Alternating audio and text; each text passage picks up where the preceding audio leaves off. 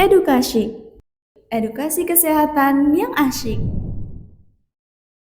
Dipersembahkan oleh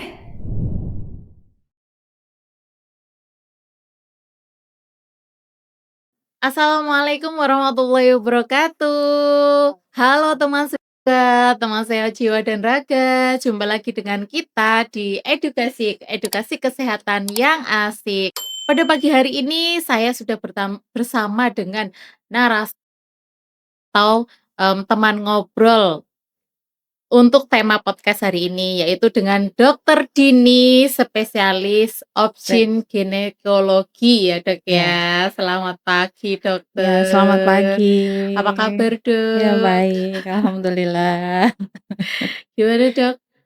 Hari ini tadi habis dari Oh, aku office visit. itu ya Dok ya. Dok, pada pagi hari ini kita mau membahas atau berbincang-bincang tentang dewasa wanita.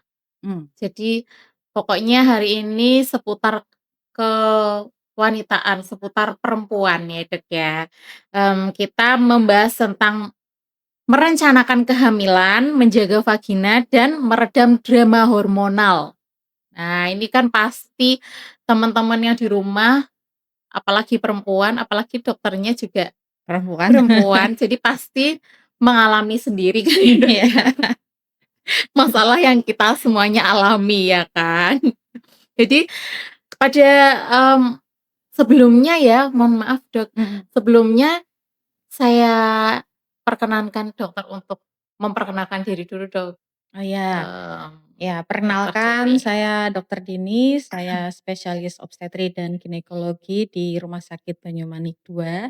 Ya, terima kasih atas kesempatannya. Di sini kita akan ngobrol-ngobrol bareng ya. Iya Dok, siap. Sudah Mhm. Dok?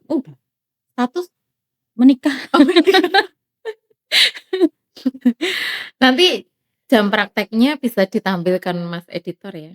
Ya. Ya, terus, apa namanya, selain kesehariannya dokter, ini sebagai ibu sudah punya putra kan Sudah Dok? putri, putri Putri, 1, 2 tahun, 2 tahun. ya lagi aktif-aktifnya. Alhamdulillah, ya. Ya Dok, langsung saja menuju ke tema podcast boleh Dok? Boleh. Boleh, nanti, bisa ada, apa, pertanyaan atau jawaban-jawaban yang ingin saya sampaikan ini dari perwakilan netizen-netizen yang ada di sosial media kita Dok. Oke. Jadi, mmm, banyak banget yang bertanya bahwa beberapa perempuan ya Dok ya, beberapa perempuan itu mengalami yang namanya keputihan, terus kemudian seperti keluhan di area kewanitaan, Mhm. seperti rasa gatal dan segala macamnya itu. Nah, itu rata-rata perempuan yang mengalami keluhan itu usianya itu ya ada yang masih muda Dok, Ya. ada yang masih muda, ada yang sudah usia tua. Terus udah punya anak, tapi masih mengalami keluhan seperti itu. Namun dia bingung nih, "Kenapa sih?" Gitu. "Ini normal nggak sih?" Gitu. Jadi Mhm. keputihan ya, Dok, ya, sebutannya Ya. adalah keputihan. Keputihan, keluaran keputihan ini normal apa enggak? Terus gimana aku cara taunya ini normal atau tidak? Kemudian aku harus ngapain? Itu gimana sih, Dok? Karena terus terang teman-teman pada kepo ini, Dok. Oh ya, memang banyak, yang mengeluhkan juga masalah keputihan kapan sih dibilang normal, kadang ada juga yang dibilang udah mulai harus dilakukan pengobatan itu istilahnya Iya. ya atau udah jadi penyakit. Yang pertama itu memang, maaf dari vagina atau organ kelamin kita memang dia memproduksi sekret atau memproduksi memang cairan, yang di mana memang itu hal yang normal. Kapan sih dikatakan tidak normal? Dikatakan tidak normal kalau cairan yang dikeluarkan itu dia satu berbau, berbaunya menyengat yang kayak amis gitu, Oh, yang gitu. kedua dia berwarna. Jadi warnanya tuh ada yang kayak susu pecah gitu, warna putih susu pecah, Mhm. atau warnanya kuning, keruh, Mmm, terus jumlahnya banyak, dan mhm. itu terus-menerus. Oh, gitu. Iya, kadang bisa menyebabkan radang di panggul juga. Jadi Mhm. kadang nyeri nyeri dari panggulnya juga, gitu. Nah, kalau mengalami hal-hal kayak gitu ya sebaiknya lakukan pemeriksaan. Oh gitu, Dok, ya langsung Iya periksa ya, Dok, ya. Nah, iya, itu ada nggak sih, Dok, tips-tips, untuk mengatasi itu? Misal sebelum periksa nih, Dok, mhm mengalami keputihan, mulai, "Kok keputihanku kok aneh ya?" Misal warnanya kok kayak susu gitu, mhm, kemarin juga ada yang nanya, Dok, warnanya kayak susu gitu, tapi baunya ya ya kayak gitu, nggak bisa mhm, menjelaskan ya itu amis apa iya. enggak. Pokoknya warnanya kayak susu dan sudah beberapa kali gitu. Seringnya tuh pas habis selesai haid kayak Mhm gitu-gitu. mhm mhm. Itu ada nggak, Dok, apa cara-cara untuk mengatasi sebelum sebelum berobat lebih Oh lanjut iya, gitu loh? iya iya. Sebenarnya itu kan organ kewanitaan kita yang tadi saya bilang itu kan memang dia mengeluarkan sekret ya dan itu normal. Jadi, caranya ya kita menjaga supaya, organ kewanitaan kita bersih. Bersih itu bukan berarti kita harus terlalu over. Mhm. Maksudnya tuh kalau pakai pembalut ya sering-sering diganti. Oh gitu ya? Pembalut itu heeh, soalnya kalau haid itu kan memang kalau yang hari-hari terakhir itu kan tinggal flek-flek kadang males buat ganti. Nah itu yang Iya. bikin lembab. Atau sering-sering Oh. pakai panty liner. Oh itu malah Iya nggak boleh ya, Dok, ya? iya, panty liner tuh nggak boleh juga karena itu juga bisa bikin lembab. Kemudian yang selanjutnya pakai sabun-sabun yang bikin wangi area kewanitaan kita. Mhm. Nah itu juga sebaiknya dihindari.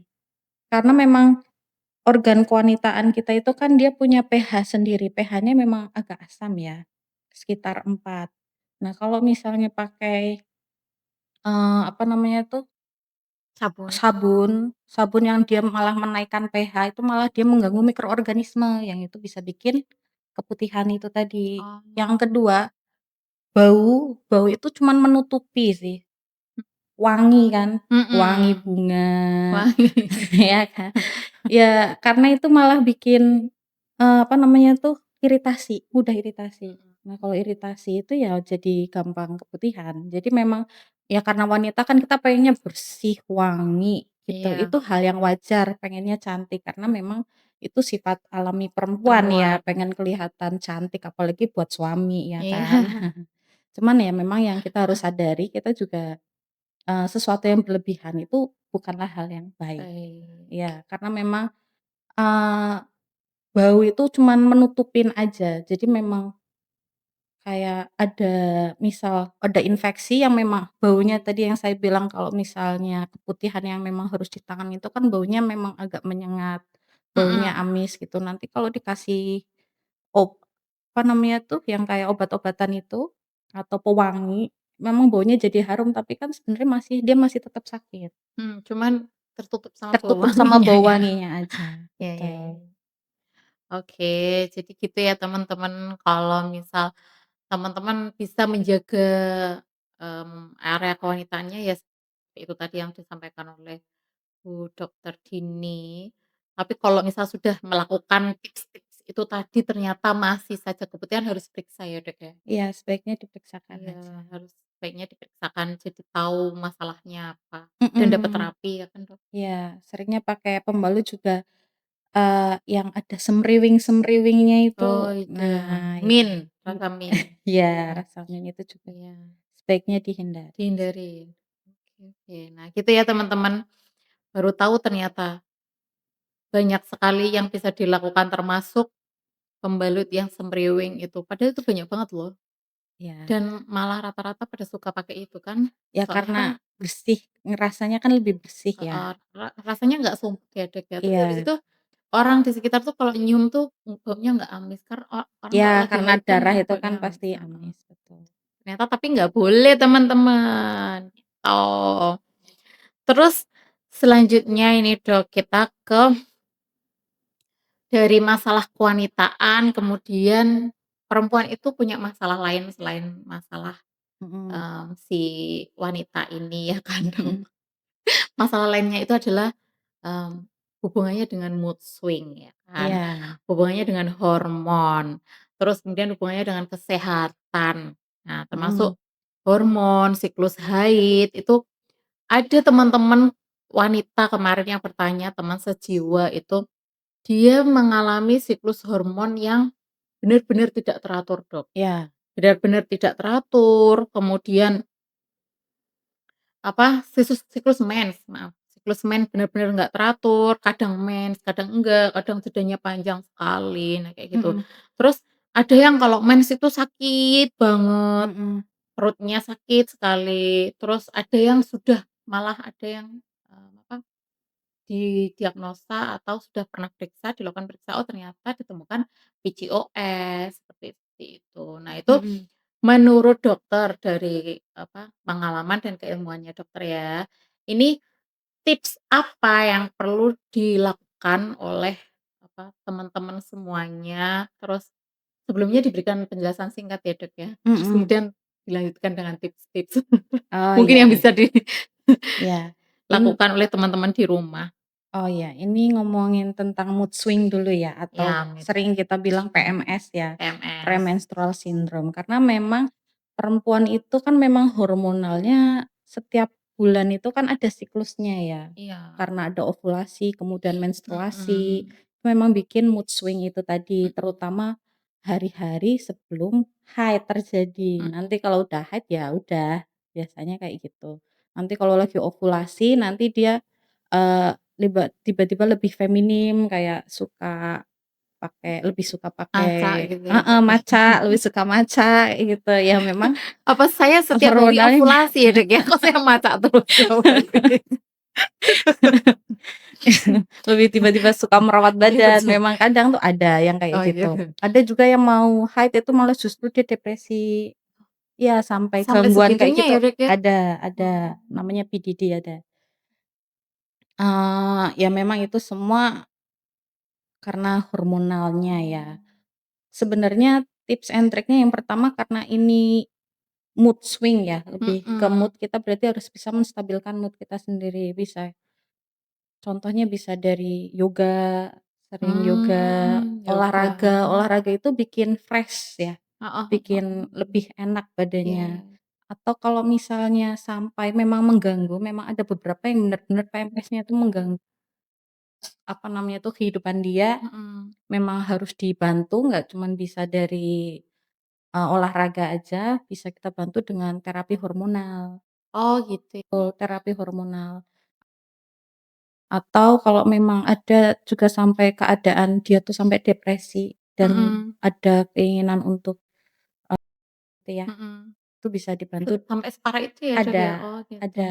Itu bisa kita bantu juga dengan, ke psikiater ya, pakai obat-obat Oh. antidepresan. Tapi walaupun itu sangat jarang ya, Mhm. sangat jarang. Tapi biasanya sih ya cuman marah-marah aja sih. Iya, tapi tetap aja itu aja udah mengganggu menurut saya. Saya sendiri aja terganggu, Dok, kadang. Iya iya, Kadang, kok aku kayak gini aja bikin marah. pengen marah sih gitu. Iya Iya nggak sih? iya, kadang tiba-tiba Gini aja pengen marah. nangis. Heeh.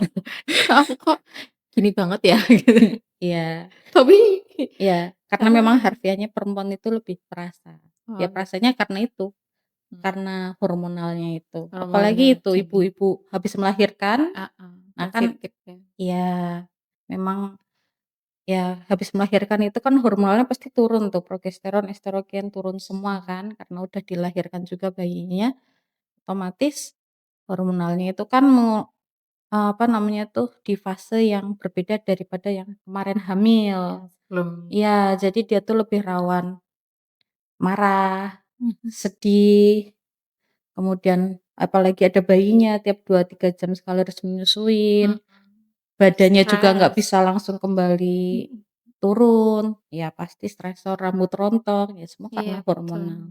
Ya makanya untuk ibu-ibu yang habis melahirkan di luar sana, ya kita emang butuh support dari lingkungannya aja, nggak bisa cuman ibu sendiri. Oh iya betul, itu berarti pesannya adalah untuk suami, Dok. Iya Untuk tipsnya adalah untuk pasangannya. iya, lebih Untuk sabar. pasangannya, keluarganya, harus jadi support system kan, Dok, Betul, harus ya. support system. Harus support system. Karena nggak banyak orang yang tahu loh, Dok, apalagi di ya maaf ya, Dok, ya, di negara kita ya, Dok, ya, itu tuh masih Mhm, kayak belum apa, familiar kalau belum diketahui lah kalau perempuan tuh sesensitif itu loh, Iya memang dari iya. sononya, Iya, memang dari dari sananya. ciptaannya gitu, Betul. ya kan, Dok? Bukan kita tuh mengada-ngada gitu, enggak, "Apaan sih mau PMS aja marah-marah," enggak, itu memang dari sononya ya kan, iya nggak sih, Dok? Iya iya. Nah gitu, nah terus ya itu tadilah, jadi harus support system-nya harus itu ya, Dok, Mhm. ya, harus Betul. terus kemudian lanjut ke itu, Dok, ke PCOS ya, Dok, ya. Mhm. Kemarin tuh ada juga teman kita juga malah ada juga kena PCOS Mhm. katanya. Nah, ini dia kan mau promil ya, kan gejalanya Mhm. kalau PCOS kan ke Iya, betul. kehamilannya kan, Iya Dok. Nah, itu gimana itu, Dok? iya iya. Jadi ada beberapa perbedaan ya, ada PCO sama PCOS. Bedanya Mhm, memang cuma di S-nya aja ya. S-nya iya, ini Kalau nggak tahu PCO aku itu ini. kan PC, Polycystic Ovarian. Sama yang S itu kalau ada sindromnya atau Oh ada ya, gangguannya. Jadi gangguannya, kalau oke. PCO itu kita cuman bisa lihat dari USG aja, oh USG ternyata sel telurnya kecil-kecil. Oh gitu. Jadi kelihatannya kayak kalung manik-manik kayak gitu, kayak kalung mutiara. Jadi Mmm, bulat-bulat kecil. Nah, jadi yang kita harus tahu dulu ya, sistem reproduksi kita sebagai seorang perempuan, rahim, nah di kanan kirinya itu ada yang namanya saluran indung telur, iya, kemudian di pinggirnya lagi ada indung telur atau sel telur kita, di mana itu berisi banyak banget sel-sel telur yang kecil-kecil. mhm. Nah, kalau lagi mau ovulasi, itu nanti harusnya ada satu sel telur yang dia membesar, Oh, mateng mhm, istilahnya. mateng. Mateng terus pecah, terus dia masuk ke saluran indung telur itu. Dan Mhm, yang masuk ke saluran indung telur itu adalah telur yang mateng dan siap untuk dibuahin sama sperma. mhm, Itu harus diketahuin dulu. Nah, iya. pada pasien-pasien yang PCO itu kalau pas gambaran di USG, pas harusnya ada gambaran yang harusnya ada sel telur yang mateng satu, pas hari ke-14 haid itu setelah haid, itu nggak ada. Bentuknya ya bulat-bulat kecil aja, berarti kan Oh, nggak ada yang mateng nggak sel ada yang telurnya, mateng. betul. Sehingga itu akan mengganggu siklus ovulasi. Ovulasi terganggu otomatis haidnya juga Juga terganggu. terganggu. Nah, dikatakan S itu kalau ada gangguan itu, ada gangguan haid, kemudian ada gangguan dari fertilitasnya dia, Mmm, ada gambaran-gambaran kenaikan hormon androgen. Hormon androgen itu hormon yang bikin kita jerawatan kalau perempuan iya, ya. Terus habis hormon itu bulu-bulu jerawatan. badannya banyak. Nah, Mmm, itu juga. Kalau ada gangguan itu udah berarti PCOS. Nah, memang PCOS ini, mmm, seringnya memang datangnya itu karena infertilitasnya. Jadi karena memang mau program hamil. iya, Baru ketahuan kalau dia PCOS, PCOS. betul. Tanda-tandanya apa aja yang tadi saya bilang, haidnya nggak teratur, terus kemudian jerawat di Iya, jerawat. muka, kemudian bulu-bulu halus di badan, banyak, gitu. Nah, nanti pengobatannya ya tergantung dari hasil temuannya. Kalau memang beneran PCOS, kita bisa yang pertama lifestyle modification dulu, karena pada pada orang-orang PCOS biasanya gemuk dia. Mhm. Ya, walaupun ada juga PCOS yang kurus ada, tapi Oh, kebanyakan yang gemuk ada, ya. paling banyak tuh yang gemuk sih. Eee, Pasti kita rekomendasiin untuk lifestyle modification dulu. PCOS nggak selalu harus obat, mmm, bisa lifestyle modification caranya gimana, berat badan turunin dulu 10% dari berat badan awal. Misal 50 kilo enggak, ya 10% misalnya 60 ya 6 kilo lah ya, dia Mmm, turun. intinya itu ya, apa Intinya namanya, berat badan turun berat dulu. badan dulu, turun dulu, Heeh, berat badan turunin lifestyle. dulu, betul, olahraga yang teratur. Nah, setelah itu biasanya lifestyle aja udah bisa bikin dia haidnya teratur, itu ada, Oh iya toh, Dok? iya. Kalau Hanya dari misal lifestyle-nya aja ya? bisa, tapi kalau memang dari lifestyle-nya dia tetap nggak bisa, Mhm, berat badannya nggak turun-turun atau makannya memang tetap nggak bisa dikendalikan, terus haidnya juga nggak teratur, baru kita kasih obat. Yang pertama yang pasti untuk ngelancarin haidnya dia dulu ya. Nanti kalau udah baru kita bantu untuk dipacu istilahnya. Karena tadi kan kalau PCOS itu kan dia nggak bisa ovulasi ya, nggak Ya, ada sel telur yang matang. nggak Nanti kita matang. baru bisa kasihin obat untuk, Mematangkan, pematangan, tuh. pematangan. Nah, itu termasuk lifestyle itu termasuk pola makan nggak sih, Dok? Betul, pola makan. Makanannya yang kayak misal pengaruh nggak sih fast food, junk food itu Oh, iya iya tuh teman-teman iya yang masih suka fast iya food, iya junk iya. food, yang masih muda. Karena PCOS itu untuk ke depannya ya, dia resiko untuk terkena, kolesterol, Oh, kegemukan, diabetes itu lebih tinggi daripada orang yang nggak PCOS. oh, Ya berarti makanya harus ditelusur juga ada itu ya, gulanya dia, biasanya gula ber darahnya udah mulai terganggu, berhubungan gitu ya, Dok, ya? heeh, kolesterolnya dia tinggi, makanya semuanya harus lifestyle modification dulu. Mmm, gitu teman-teman. Nah, apa namanya, PCOS ini kan Mhm, juga, ada istilah lain ya, Dok, ya, selain PCOS tapi juga sama-sama mengganggu. mhm. Namanya itu adalah endometriosis. Ya. Nah, kalau itu sama PCOS itu bedanya apa, Dok? Oh, Beda karena sel telur sama bukan ya? ya beda. Kalau PCOS itu kan memang karena sel telurnya kecil-kecil. Iya. Nah, kalau endometriosis itu beda lagi. Endometriosis itu adanya jaringan endometrium yang dia nggak di dalam endometrium. Maksudnya itu gimana? Maksudnya itu di yang tadi saya bilang organ perempuan perempuan itu kan ada rahim, sel telur, sama saluran indung telur ya. Nah, pada rahim ini lapisan paling dalam rahim itu namanya endometrium. Oh Kalau gitu. kita haid keluar darah, itu karena sel endometriumnya itu dia luruh. Nah, kalau pada endometriosis ini, endometriumnya itu sel-sel endometriumnya ada di luar dari saluran maaf, di luar dari bagian dalam rahim. Jadi dia Mmm, nempel di ovarium atau nempel di indung telur, oh dia jadi gitu. kista, Oh, nempel di bagian luar dari dinding rahimnya itu, dia bikin adenomiosis. Nempelnya bisa ke mana-mana, bisa ke paru, bisa. oh itu ya, Jadi Dok, ya? setiap kali haid dia sesak, ada. Di Oh, usus, ada. Jadi endometriosis itu dia kasus kayak yang unik gerak-gerak ya. gitu ya, aneh. Aku Heeh. kayak Iya berpindah-pindah gitu. iya, jadi ada Mmm, beda-beda. Kalau itu kan beda-beda. memang karena kelainan ya. Jadi kenapa itu bisa terjadi ini masih proses penelitian. Cuman ada beberapa teori yang menarik. Yang pertama itu karena aliran balik dari haid. Jadi haid itu kan harusnya turun ke bawah, keluar. Iya. Nah, ini enggak, dia naik ke atas. Oh Naik ke gitu. atas, keluar, jadi nempel di usus, nempel di ovarium itu, dia jadi kista, nempel ke paru-paru, ikut aliran darah, Mmm, gitu. wow, ternyata seperti itu.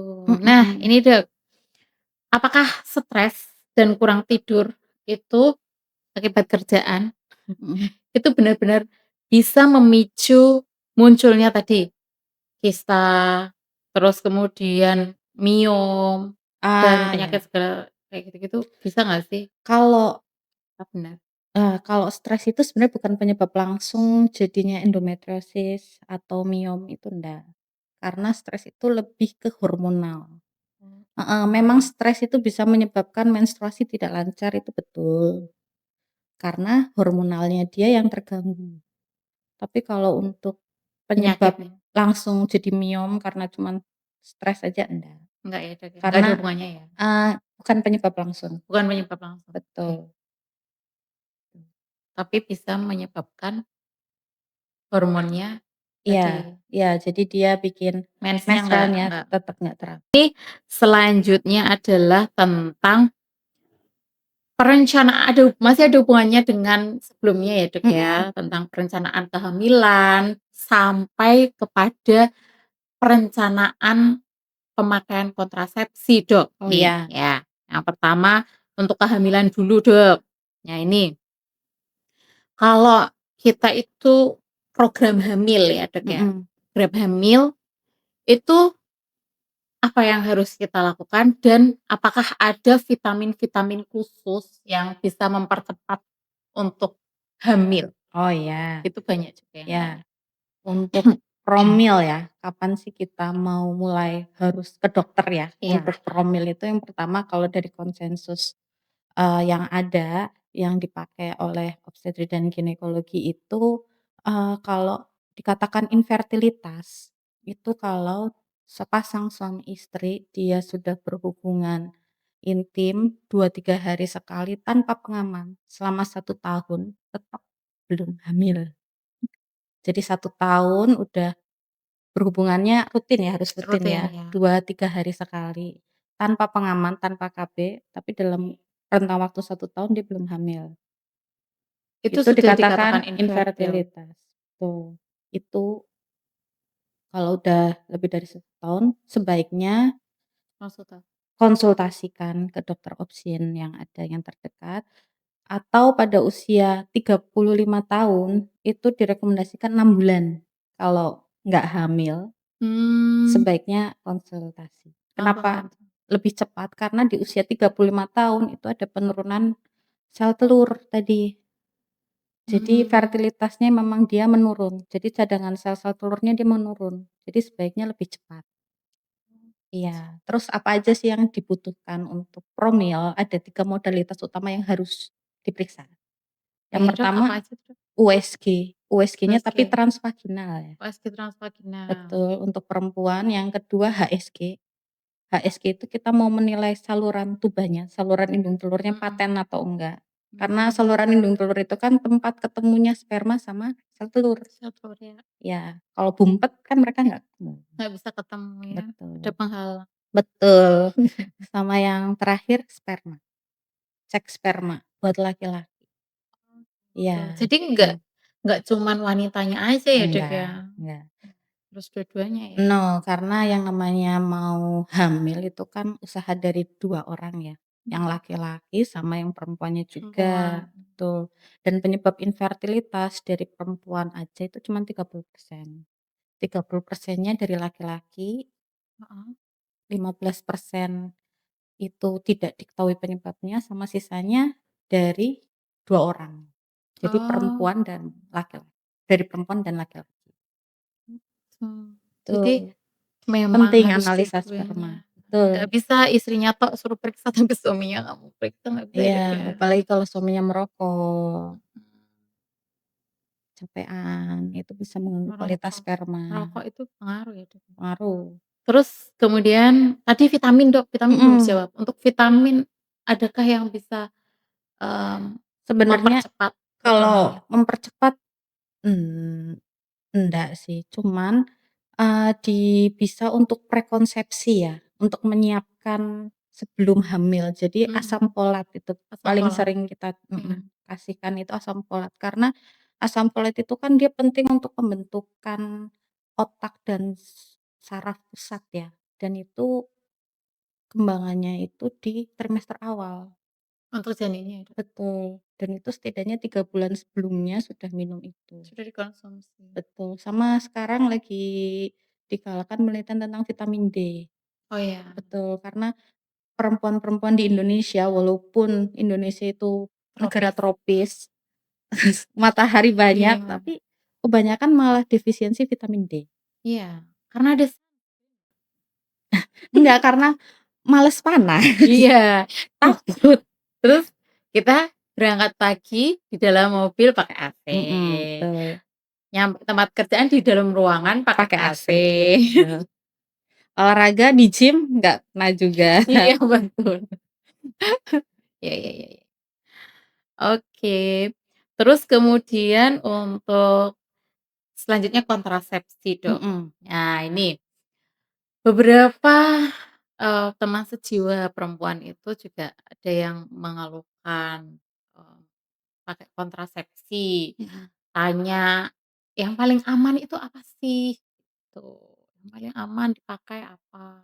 Oh ya, jadi kontrasepsi itu emang banyak macamnya ya, ada yang untuk perempuan, ada yang untuk pasangan laki-lakinya, tergantung dari kita inginnya buat apa. Kalau kita hanya untuk, menunda, tapi kita pengen kembali fertilitasnya cepat ya, apalagi untuk pasangan-pasangan usia muda ya, yang mungkin ingin berkarir terlebih dahulu, mau Iya. sekolah terlebih dahulu, cuman takut pakai KB karena takutnya nanti malah KB-nya dilepas nggak hamil-hamil gitu kan, Iya, yang ditakutkan kan itu. Untuk yang rekomendasi yang, eee, KB yang fertilitasnya kembalinya cepat itu ada IUD, iya, kemudian pil KB. pil KB. Iya, yang diminum tiap hari itu, Oh, yang tiap hari. betul. Atau kondom, cuman memang Kondom. kondom itu, angka kegagalannya lumayan tinggi ya. Oh, iya ya, Dok, ya. Mhm. Jadi kalau untuk Bisa perempuan bocor ya, Dok, ya? bisa. Itu hati-hati yang mengandalkan. Iya, tapi ya lebih mending lah daripada nggak pakai kan. Iya, betul. Oh, iya. Karena ada juga loh yang minum pil ya, Dok, ya, Mhm. tapi masih kebobolan itu juga ada Oh loh, Dok. ya, karena itu tadi, dia fertilitasnya kembalinya cepat. Oh, gitu. Iya. Jadinya bisa kebobolan ya, Dok, ya? Ya bisa kalau misalnya minumnya nggak teratur. Nggak teratur. Sehari minum, 3 hari berhenti, nanti kalau ingat baru minum lagi. Oh, Ya kayak gitu kan berarti efektivitasnya hilang. iya. Mhm. Nah, itu terus kemarin tuh juga ada yang mengeluh, saya pakai suntik sama pil, Mhm. tapi efek sampingnya tuh kayak berat badannya naik, Mhm. sama kulitnya jadi hitam-hitam, gitu. Ya itu karena pengaruh hormonal ya. Kalau memang inginnya itu sebenarnya menstruasinya lancar tiap hari itu Mhm. enaknya pakai IUD atau itu pil KB, karena Oh, dia gitu. menstruasinya pasti lancar. Pasti lancar ya? Iya, Kalau pil tapi KB kalau asal sesuai dengan itunya ya, Dok, ya? ya dan tapi ya itu, diminumnya harus Jadwal ya, teratur, oh, heeh. teratur. Karena kadang kan lupa ya, Iya, lupa. heeh, apalagi kalau minumnya nggak teratur itu juga berpengaruh. Berarti untuk orang yang pelupa paling aman IUD. IUD betul, cuman Bener. jangan sampai lupa kalau masih ada IUD-nya. Iya, bener. Iya Karena iya dia iya, oke. efektivitasnya kalau IUD 5 tahun. 5 tahun. Mhm. Tuh. Nah, ini tadi kan sudah banyak ya, Dok, ya, kita pembahasannya, tapi Mhm. masih ada tentang mitos dan fakta, Dok, Oh atau ya, MITA bisa. disingkatnya. Iya, MITA MITA. Ini, apakah minum air dingin atau air dari kulkas itu bisa bikin kista, Dok? Mitos Mitos ya, Dok, ya? mitos. Faktanya minum air dingin? Seger. Oh, ya. Sering olahraga apakah bikin susah hamil? Lebih ke menstruasinya nggak teratur, terutama yang atlet ya, Iya sebenarnya bukan olahraga. Kalau kita kan olahraganya biasa ya, olahraga iya, yang direkomendasikan itu kan 2 sampai 3 kali seminggu ya, mhm, durasinya sekitar 30 menit. 30 menit. Tapi kalau atlet kan nggak bisa, atlet kan tiap hari Oh, harus terforsir kan ya kalau atlet. betul, karena olahraga yang terlalu berlebihan, seperti yang saya bilang awal, semua yang terlalu berlebihan itu tidaklah baik Tidak ya. baik. Kalau misalnya perempuan, apa namanya tuh, olahraganya tuh terlalu berlebihan, terlalu over ya, itu Iya. memang dia bisa membuat siklus haidnya kacau. Oh, Karena tadi hormon stresornya dia tinggi atau hormon kortisolnya tinggi, yang dia akan membuat siklus haidnya kacau, tapi bisa hamil bisa, oke oke oke. Satu cuman lagi, Dok, mhm, ini mitos atau fakta?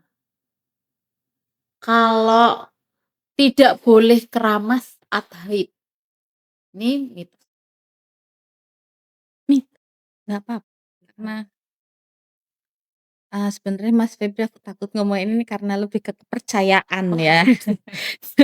lebih ke kepercayaan, karena Faktanya kalau keramas itu kan seger ya, seger. bikin malah justru enak kan ya? Ya, karena memang Nggak tapi ada keramas. yang kepercayaan yang dia bilang kalau lagi haid gitu, terus habis itu keramas, apa namanya tuh, eee, yang rontok-rontok harus di-keep Iya, katanya, harus ada dikit. ada yang kepercayaan kayak gitu. Tapi kalau dari dunia medis sebenarnya masalah, Mitos ya, Dok, ya? mitos. Karena Oke, memang kalau lagi haid itu justru kita membersihkan diri ya, iya, heeh, menjaga kebersihan. oke. Jadi Terjawab sudah Mita pada pagi hari ini. Jadi ini tadi termasuk mitos semua ya kayaknya, nggak ada yang fakta ya. Besok-besok lagi cari yang faktanya. Ini mitos semua, nggak ada faktanya dong. Terus ini karena sudah menginjak akhir podcast pada hari ini, kita akhiri aja ya. Karena udah banyak tadi, Dokter Dini juga ada kegiatan lain kan Dok. Iya. Setelah ini udah jam, ini kita kurang lebih udah 30 menitan ya, 30 menitan. Nah, mungkin Dok, Mhm. satu pesan terpenting untuk teman sejiwa yang ada di rumah terkait semua tadi, Ya. hari ini tadi, tentang perempuan ini tadi, apa pesannya dari Dokter Dini untuk teman sejiwa Oh yang iya. ada di rumah? Teman sejiwa yang ada di rumah, haid itu bukanlah aib ya, Iya. karena kebanyakan perempuan, anak perempuan apalagi yang baru haid itu dia malu, padahal haid itu anugerah loh. Apalagi kalau haidnya teratur, nggak sakit, itu sebuah anugerah. Jadi itu bukanlah aib. Banyak sekali wanita yang pengen haidnya tuh teratur, haidnya lancar tiap bulan, nggak nyeri. Jadi bersyukur kalau, teman-teman sejiwa sekalian haidnya lancar ya. Lancar dan teratur, Iya, itu bukanlah aib, itu anugerah. anugerah. Berarti, mmm, last statement-nya adalah perempuan adalah anugerah. Mantap. Iya kan Dok? Iya. Perempuan itu anugerah. Nah, mungkin kita cukupkan aja ya Dok, Mhm. nanti next next podcast kita cari tema lagi ya Dok ya. Ya. Terima kasih Dokter Iya, Dini atas terima kasih juga. waktunya. Semoga teman-teman sejiwa di rumah bisa mendapatkan insight-insight positif dari percakapan kita pada Mhm. pagi hari ini ya Dok ya. Teman sejiwa, teman sehat dan jiwa dan raga, see you on the next podcast edukasi kesehatan yang Asik. asik. See you, bye-bye. Dadah.